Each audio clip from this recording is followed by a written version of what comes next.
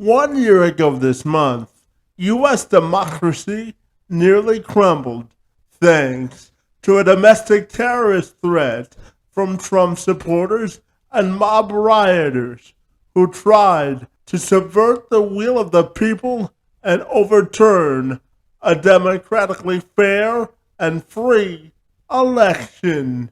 And 1 year after one of the most shameful and depressing days in American history, 6 in 10 Americans say democracy remains in crisis, which were the findings of a new NPR and Ipsos poll. This sentiment is mostly felt by Republicans who believe by a clip of 64% that the election wasn't duly decided and Joe Biden didn't legitimately win.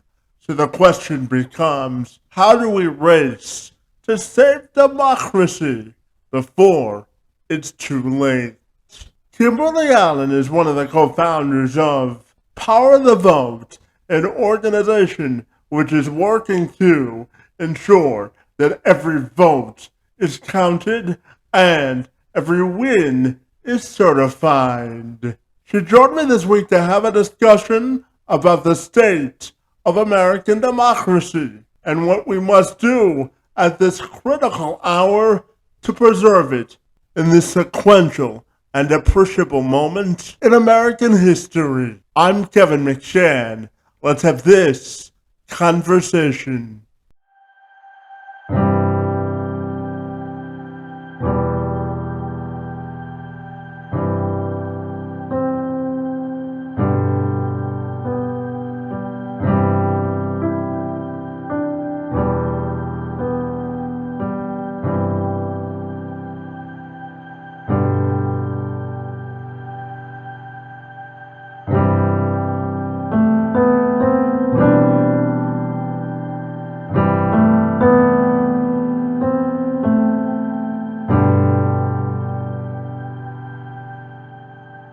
If you're ready, I'll take a moment to welcome you to the program, and I'm excited to talk to you about Power of the Vote this afternoon. Thanks for being here, and it's great to be with you this afternoon. Thank you so much, Kevin. I'm so glad to be here. Absolutely. Now, Kim, I know that at Power of the Vote, you do a lot of important work when it comes to making sure that all votes count and that all wins are certified. So I'm wondering if you can tell me all about the important work that you do when you get up in the morning. Yeah, I'd love to. So, myself and the other co founders of Power the Vote in 2020 were the directors of the voter protection program at the Democratic Party of Georgia. And the work we did there, you may be familiar with, but typically these voter protection programs have a hotline and a poll watching program, a ballot cure program that helps voters who voted by an absentee ballot make sure that those votes get counted. I ran a ballot monitoring program, which sent volunteers to elections offices to ensure that votes got counted in the right way. And when there was a disputed ballot, some question as to how the voter intended to vote, that those votes got counted in the appropriate way under Georgia law. So we organized an extensive program in Georgia, and that program made the margin of victory for Joe Biden in the general and for the Senate runoffs as well. We took 130,000 calls on our hotline in 7 languages. We helped 15,000 voters in the general election cure their absentee ballots, and we deployed 12,000 volunteers statewide in all 159 Georgia counties to fight for voters in polling places and elections offices. So it was a hugely consequential program. We woke up on January 6th really elated at the promise of a blue Senate, only to watch in dismay as the Capitol was breached. And we knew that this fight for democracy was not over. We also looked around and saw that all but 4 states had completely lost their voter protection programs after the 2020 cycle. And that's the typical model for voter protection programs. The Democratic Party of Georgia was the first state party in 2018 to have a permanent year-round voter protection program.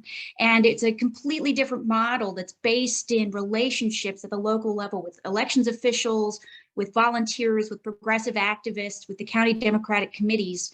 And we drew a direct line to our success in Georgia to the fact that that program was in place, which allowed the program to mature and to be more sophisticated and to have better knowledge and awareness and work strategically at the local level. So we founded Power the Vote to do two things. One is to fund permanent year-round voter protection programs in battleground states, and we're starting in 5 states: Georgia, Texas, North Carolina, Arizona, and Florida. And then we want to provide those teams with expertise and support so that they can replicate the model that we helped create in Georgia, this kind of permanent year-round voter protection model.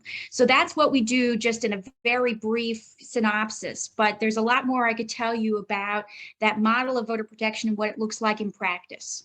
Yeah, absolutely. And Gail, as you know, we just came up on the anniversary of January 6th, and nationally, voting rights continues to be a problem in terms of making sure that everyone has the access and free access to vote. So I'm curious to ask you about how worried you are about voter suppression around the country. Yeah, well, so I see voter suppression as encompassing two sort of separate but different ideas. One is that there's the voter suppression we're familiar with, which is, state legislators or political actors who try to set barriers up and hurdles to voting for voters. And I think that's becoming very, very common. It certainly is happening in Texas and in Georgia and in other places. And I see that as being a very serious problem. But then there's another sort of different component to voter suppression, which is ineffectual election administration, and that can be well-intentioned people at the local level who don't have policies in place to have enough polling places or polling hours that are accessible for voters, or they put Dropbox locations in places that are inconvenient for voters. Things like that. We had a lot of problems in Georgia that stemmed from those kinds of mishaps. So for example, the election equipment goes down, there aren't enough poll books, the equipment is difficult to set up, and it leads to late poll openings and long lines. There's a lot of that happens. And so we at Power of the Vote are concerned with both of those things. At the end of the day, we know that intentional voter suppression is really targeted at Democratic voters, and in particular voters of color. And the idea is to prevent them from exercising their right to vote and having their voice heard in our democracy. And so we think that there's an intentional need for programs that target these barriers to voting, some of which are systemic and some of which are particular to these voters. And if we can help voters overcome these barriers, then I think we can win elections and make a difference in our democracy. But that's really a critical and important piece. You started this in Georgia, and certainly the late Congressman John Lewis was all about voting rights, as you know. His Voting Rights Advancement Act is stalled in the Senate. So I'm curious to ask you about the inaction on the federal level and whether you have any optimism that that act in particular is going to pass. I have hope, but I wouldn't call hope optimism. I would say hope is it's an intentional focus on progress and moving forward. And but the bottom line is, we're not putting all of our eggs in this basket. The federal legislation will be what it is, and it's certainly out of my hands personally. But what I can do is organize at the local level to ensure that election administration is fair and equitable for voters. And so we at Power of the Vote approach this landscape as we will work with whatever the legal landscape is, and we can mobilize around it. I mean, Georgia in 2020 was ranked nationwide as perhaps the second most difficult place to vote after Texas. So it's not like it was easy in Georgia in 2020, but we were able to mobilize and organize around it to make sure that voters could have their voices heard. So that's really where our focus is we'll let Congress do what it does, and we hope and we think the pressure needs to stay on and the Senate needs to do its job. But at the end of the day, we're not left without tools in our toolkit. There's more that we can do regardless of what happens in the Senate. Now, you had mentioned the areas of the country where power of the vote is expanding. And you also mentioned before that there are other things that you're looking to do to help people protect their right to vote. So I'm wondering the expansion plan for power of the vote, and all the good stuff that you're working on currently as well. Yeah, so we're starting in 5 states, the 5 states that I mentioned, and our plan is to fund voter protection staff who will work on the ground to organize locally in communities all over the state. And it's important that these be statewide voter protection programs. We're not just focused on the cities and suburbs, which is often where historically voter protection programs have been focused, but we're also focused on rural voters as well. And that's for a really important reason. Georgia taught us that rural voters are particularly important, and rural Democratic voters carried the Senate as it happens. They turned out at numbers that exceeded their margins for Joe Biden. And so we feel very strongly that it's important that we fight for voters statewide. Each of our 5 target states has significant populations of voters of color in rural counties.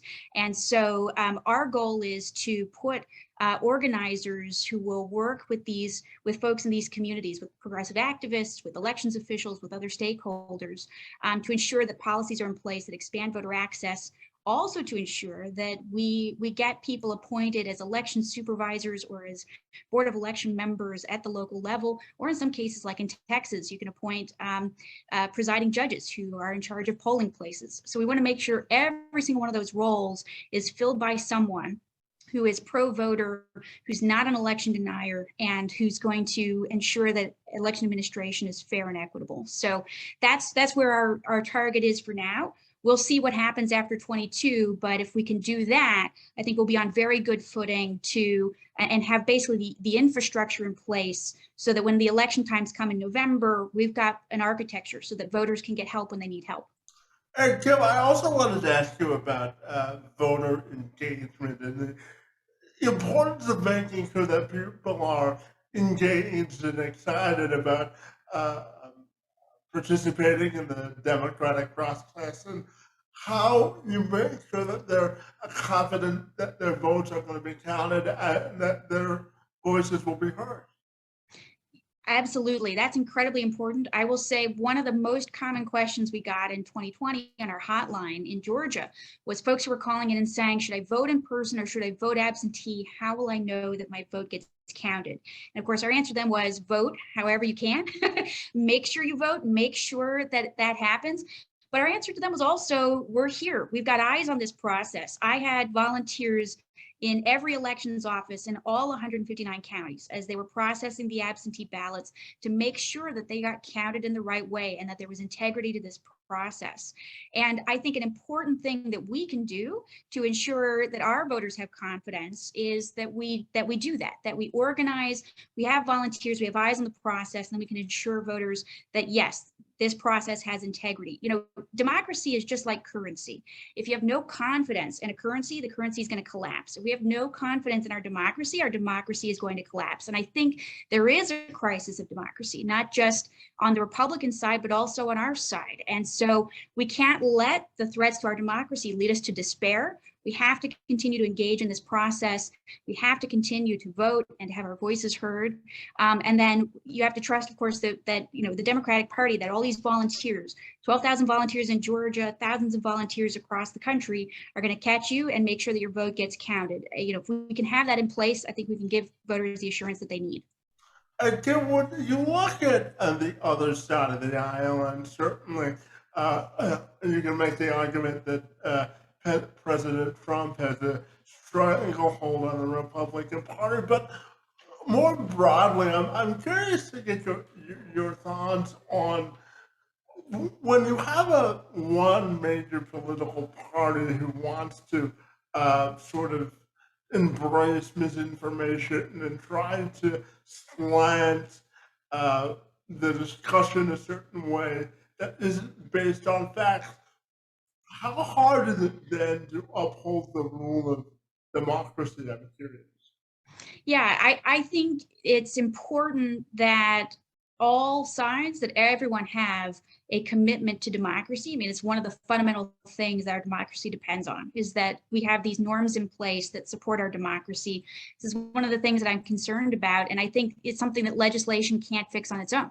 You know, if we have legislation in place that says you have to certify elections, at the end of the day, it requires that the person whose job is to certify the elections, that they adhere to those norms, that they adhere to the law, and that they do their jobs, so that we don't have a constitutional crisis at the end of the day. So it's incredibly important. You know, I think there is a number of Republicans who are election deniers and who are working to undermine this process, but the election deniers are still an incredibly small minority of the American population. They're well organized, but they're still an incredible minority. And so I do hope that we can turn this ship around and that we can ultimately come together as folks who have that commitment to democracy. I hope that it transcends, and it does transcend party, and it should transcend party. You know, I'll say at Power of the Vote, we're working through the Democratic Party to get the job done, but that's because it's been overly politicized. You know, voting has been. So, but it is nonpartisan, and I do hope that we can come together and support our democracy. And Tim, as you know, this year's an election year, so I'm curious to get your thoughts on what you're most hopeful for and what you are most worried about as we approach the midterm elections. So one of the things that gives me enormous hope is the fact that that people are coming around to the idea of the importance of the boring but essential functioning of our democracy, the infrastructure, the stuff that's not particularly exciting, but you know, counting those ballots, putting them through the scanner, making sure that that gets done. I think people are realizing that we can't just assume that everything is going to work the way that it should work. And so there's an increased focus on local elections, whether that be local political posts, Secretary of State races, election board races, and things like that. And it has encouraged people to get involved at the local level. I see that as an incredibly important thing and something that should have happened anyway, but it's great that it's happening now.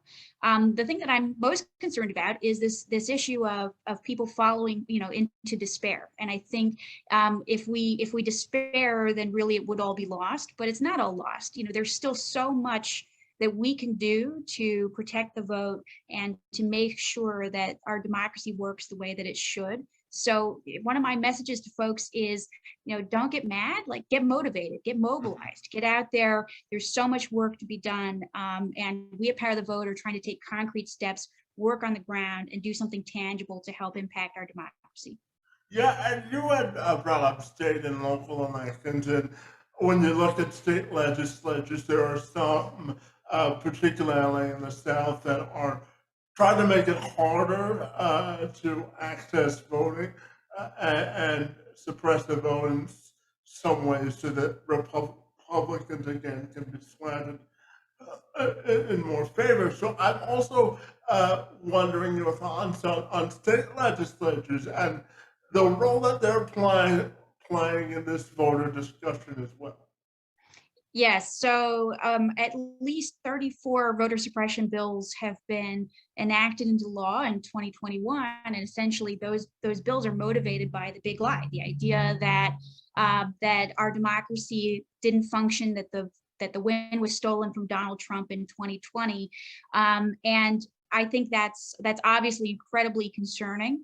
Some of these laws, you know, copycat off of certain provisions in Georgia, which do make it harder for voters to vote.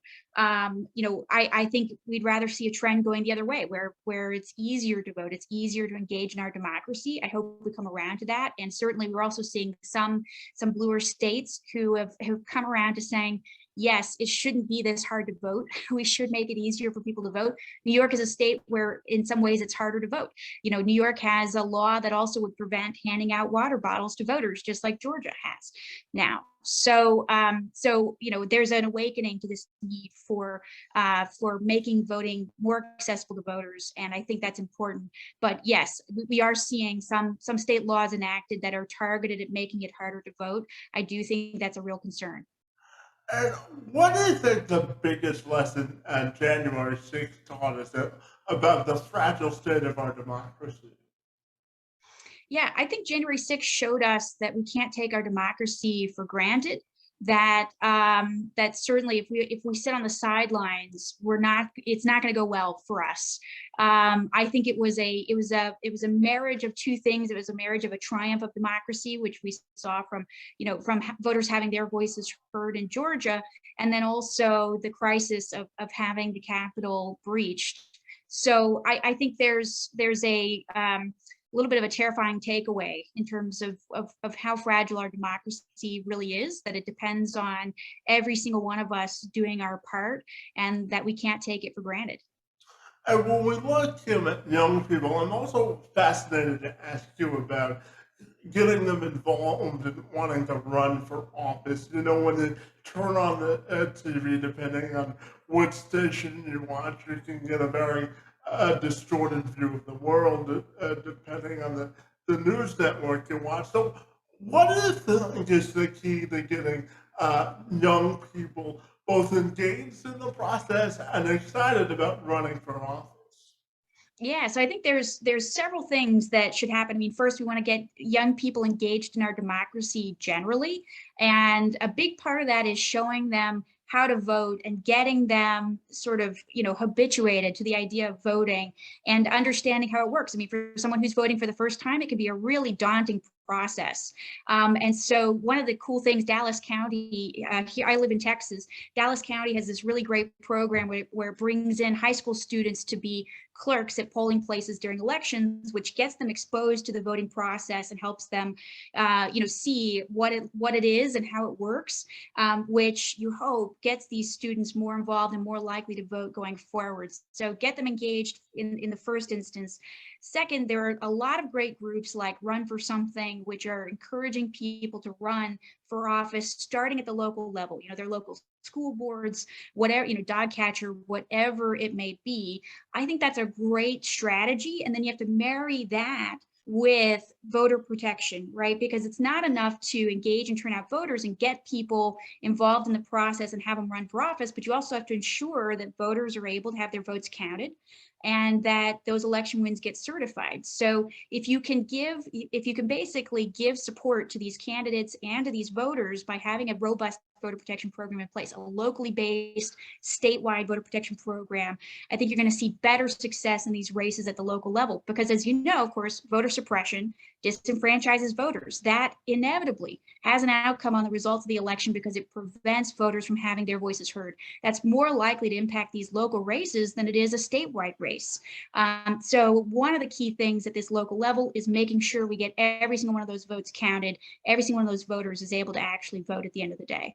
If we do that, I think we're going to see a lot of success. Yeah, absolutely. I have a few more questions for you. And the first one has to do with the Electoral Count Act. And I know it's an old law, and I know it's a bit of an archaic law, but do you think it needs to be reformed or modified in any way to help accelerate or expedite people's assurance that their vote will be counted?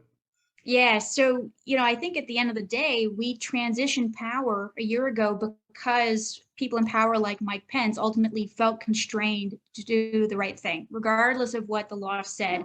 I think he was also advised that the law constrained what he could do, which is really important and very helpful. But I think our democracy holds together because of the norms behind it, because of the norm of a peaceful transition of power, because of the idea that the person who wins the election should ultimately be put in power and allowed to do the work. So it's those norms that are under attack, and I don't necessarily see legislation as a one-stop fix to that problem. That said, and I apologize, I've got a dog here. It must be a mailman coming by, but but I think a legislative fix is certainly appropriate. But at the end of the day, it's the norms that we have to fix, and then we also have to ensure a big part of those norms is ensuring that the folks who are instilled in election administration roles at the local level are also doing their jobs, because we can't just, I think we tend to think of things as very top down, but in fact, really elections happen at the local level. So we have to work from the bottom up if we're going to make sure that our democracy has a good structure of support. Yeah, and Kim, my final question for you is I'm gonna give you one final chance to sort of tell me, uh, to describe for me the urgency of the matter and what you're most hopeful for the future of democracy. Yes, so in terms of the urgency of this, you may have heard Steve Bannon put out a call to a call to action to election denying Republicans to show up at their local precincts and be appointed as precinct officers and to begin basically pulling the levers of power where they could to instill election denying people in offices all over the country. And we at Power the Vote are incredibly concerned about this trend that Republicans are mobilizing to undermine our elections. We need an effort on the Democratic side to use the resources that we have because the Democratic Party has unique functions to play in election administration, whether that's appointing election board members, election supervisors, poll workers, you name it. We have to use that power effectively and ensure that we have the right people in office who are going to do the right thing. And so it's important to us that we mobilize, that we ensure that these roles get covered, and that we fight for these voters. I am hopeful. I think people are talking about this more than they ever have. I've been very encouraged by the people who are beginning to think differently about our elections and see the importance of this kind of infrastructure support for democracy. And so they're thinking not just about supporting candidates for office, but also finding ways to support these candidates indirectly through supporting this kind of infrastructure, which ultimately will ensure that our elections are administered in a fair and equitable way. So I am encouraged by those changes.